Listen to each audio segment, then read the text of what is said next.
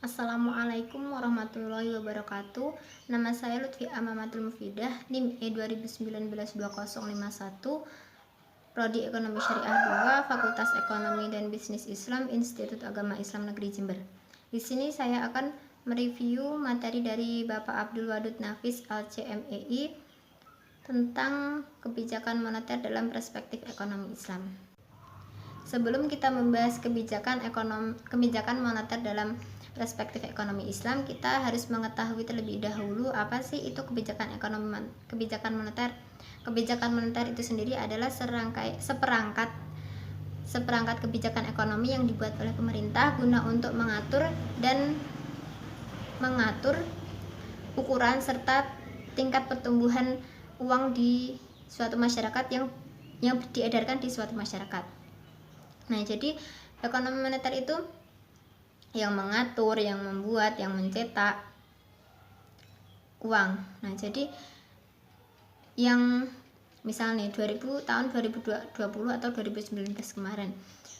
Jadi kita membutuhkan anggaran berapa? Kita membutuhkan uang berapa untuk diedarkan kepada masyarakat. Jadi misal berapa triliun gitu. Nah, agar tidak berlebihan dikeluarkan kepada masyarakat. Nah, apabila terjadi berlebihan atau kebanyakan yang dikeluarkan kepada masyarakat, maka nantinya akan terjadi inflasi.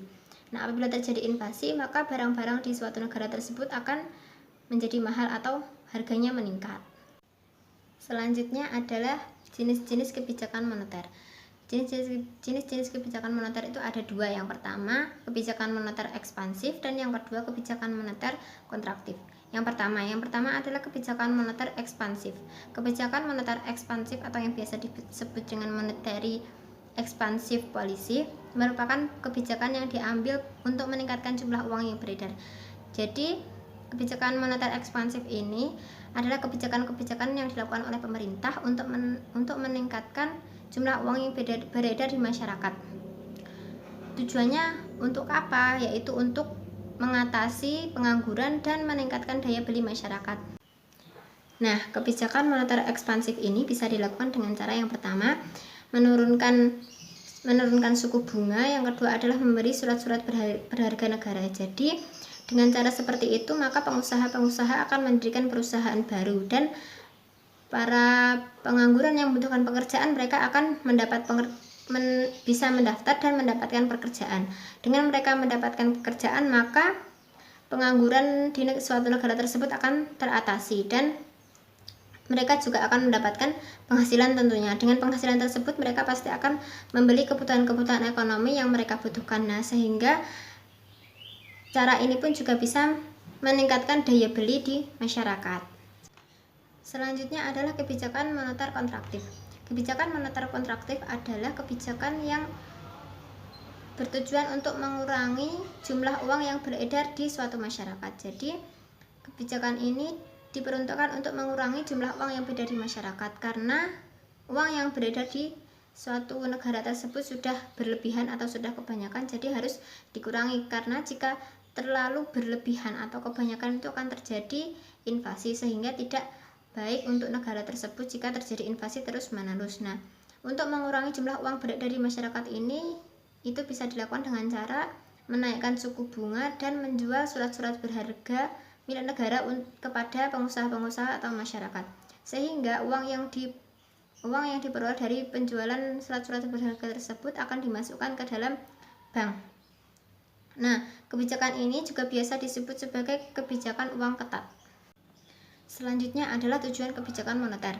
Yang pertama adalah mengedarkan mata uang sebagai alat pertukaran dalam perekonomian, yang kedua menjaga kestabilan harga, yang ketiga menjaga kestabilan ekonomi, yang keempat meningkatkan keseimbangan kesempatan kerja, yang kelima memperbaiki neraca perdagangan kerja masyarakat, yang keenam distribusi likuiditas yang optimal, yang ke-7 mempertahankan keseimbangan antara IS dan LM, yang ke-8 pertumbuhan ekonomi dan pemerataan pendapatan. Selanjutnya adalah instrumen kebijakan moneter. Yang pertama adalah kebijakan operasi pasar terbuka.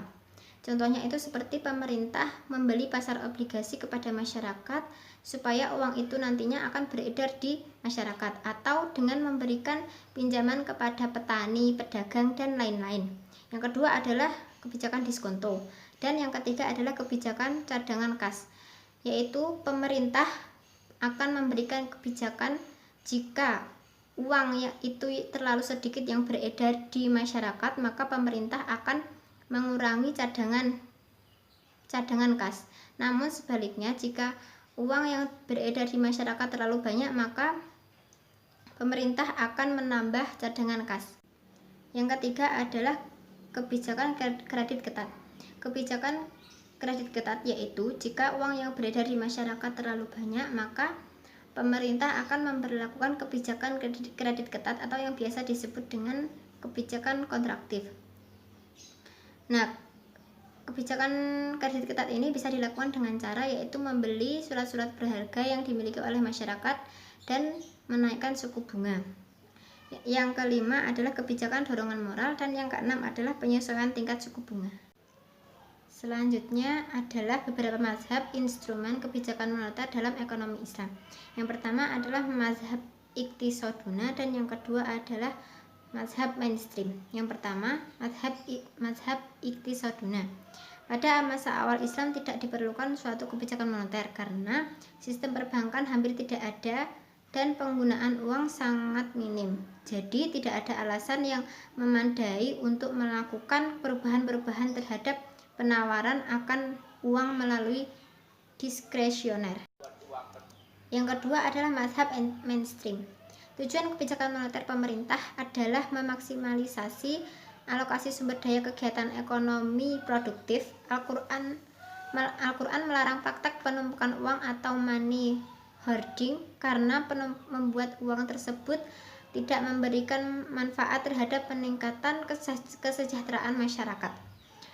Oleh sebab itu, mazhab ini merancang sebuah instrumen kebijakan yang ditujukan untuk mempengaruhi besar kecilnya permintaan akan uang agar dapat dialokasikan kepada peningkatan produktivitas perekonomian secara keseluruhan. Mungkin cukup sekian review dari saya. Apabila ada kurang dan lebihnya mohon dimaafkan. Wassalamualaikum warahmatullahi wabarakatuh.